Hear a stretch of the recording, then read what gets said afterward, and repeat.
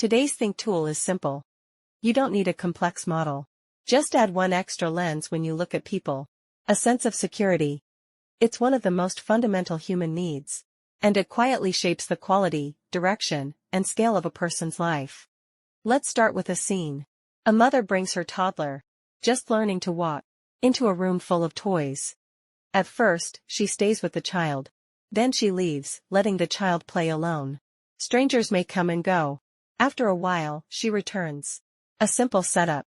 But how the child behaves in that short window can predict a surprising amount about their future. This is based on a classic experiment by Mary Ainsworth in the 1970s. Children typically respond in 3 ways. First, anxious attachment. The child clings to the mother, afraid to explore. When she leaves, they panic. When she returns, they seek comfort, but also push or hit her, as if punishing her for leaving. Second, avoidant attachment. The child immediately focuses on toys. The mother leaves. They don't react. She returns. They ignore her.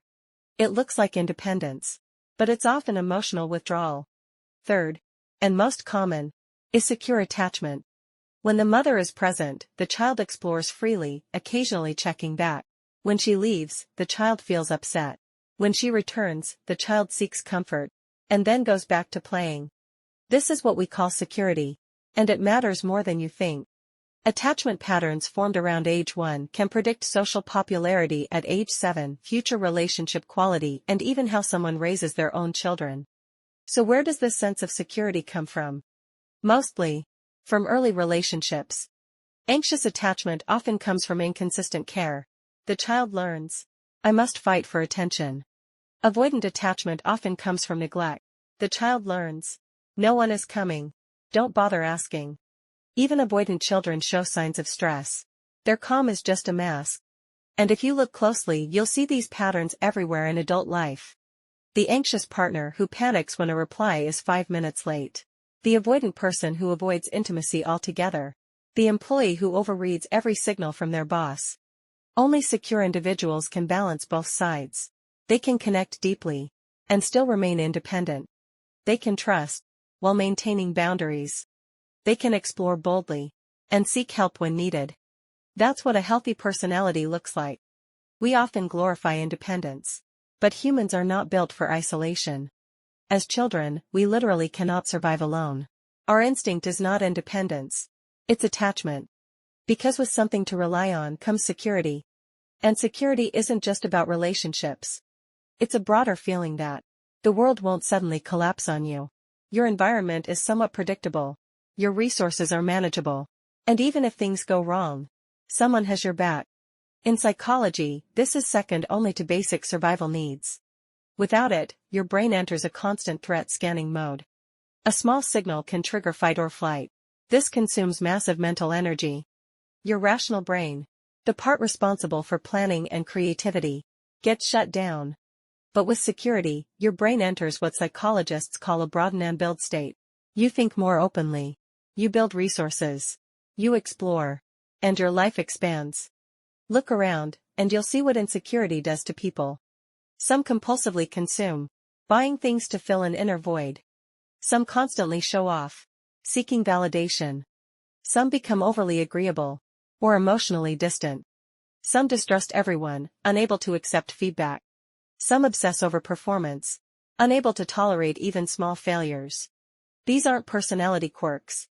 They're compensation strategies. They're not chasing happiness. They're avoiding collapse. Security, in this sense, is like cognitive bandwidth.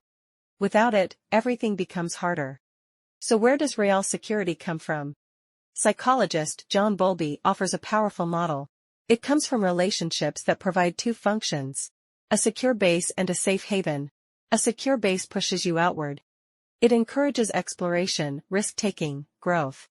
Like a parent saying, go ahead, I've got your back. Or a leader saying, try it. The organization supports you. A safe haven pulls you back in. When you fail, get hurt, or feel overwhelmed, it's where you return. No judgment. No rejection. Just support. A parent saying, if it doesn't work out, come home. The base gives you courage. The haven allows vulnerability. If you have both, You're lucky. You can go out into the world and come back when needed. As John Bowlby said, life is best organized as a series of daring ventures from a secure base. But what if you don't have that? What if you grew up without stability, without unconditional support? Here's the good news. Security can be learned. First, recognize your patterns. Maybe you're anxious, constantly seeking reassurance. Maybe you're avoidant, pushing people away. These are not your identity. They're old programs. When they activate, pause. Tell yourself, this is just my old wiring. That awareness alone creates distance. Second, become your own safe haven. Practice self-compassion. Treat yourself like you would treat a close friend.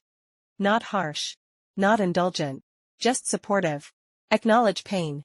But remind yourself, I'm here. I'm safe. This reduces emotional overload. Third, build a small, controllable environment. You may not control others, but you can control your space. Organize your room. Structure your schedule. Manage your finances. This becomes your minimum safe zone. From there, expand outward.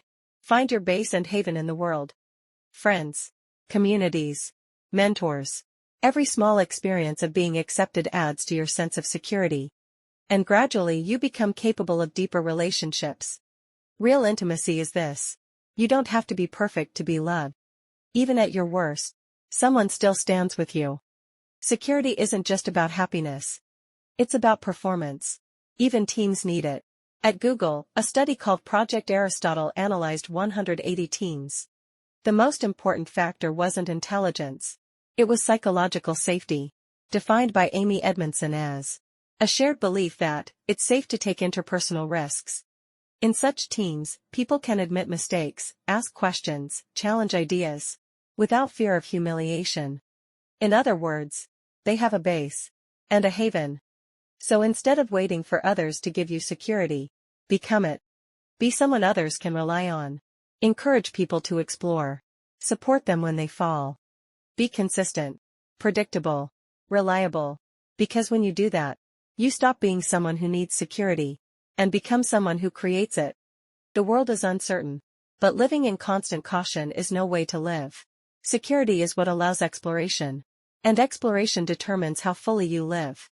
To explore, you need two things: an anchor, your safe haven, and wings, your secure base. Wanting support is not weakness.